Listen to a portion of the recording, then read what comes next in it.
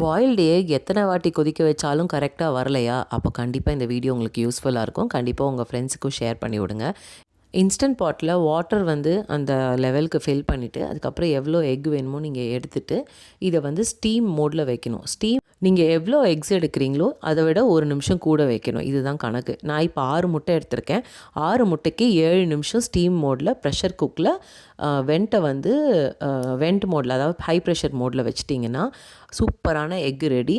இதில் suppose school லஞ்சுக்கு நீங்கள் பேக் பண்ணுறீங்க அப்படின்னா இன்ஸ்டன்ட் பாட் உங்களுக்கு யூஸாக இருக்கும் அப்படின்னா நான் வந்து நைட்லேயே வச்சுட்டு ஸ்டீம் மோடில் வச்சுட்டு எத்தனை நிமிஷம் வேணுமோ வச்சுட்டு அதை வந்து நான் வந்து டிலே ஸ்டார்ட் போட்டுருவேன் எவ்வளோ நிமிஷம் வேணுமோ. ஸோ அதுக்கேற்ற மாதிரி எனக்கு காலையில் வந்து பாயில்டு எக் ரெடியாக இருக்கும். நான் டக்குன்னு ஏதாவது ஒரு முட்டைக்கறியோ ஏதோ ஒன்று பண்ணி கொடுக்கறதுக்கு பாயில்டு எக் அப்படியே வச்சா கூட ஈஸியாக இருக்கும். குழந்தைங்க சாப்பிட்டு போயிடுவாங்க. ஸோ கண்டிப்பாக ட்ரை பண்ணுங்கள். வேலைக்கு போகிற மம்மிஸ்க்கு ரொம்ப யூஸ்ஃபுல்லாக இருக்கும். இன்னொரு வீடியோவில் பார்க்கலாம். பாய்.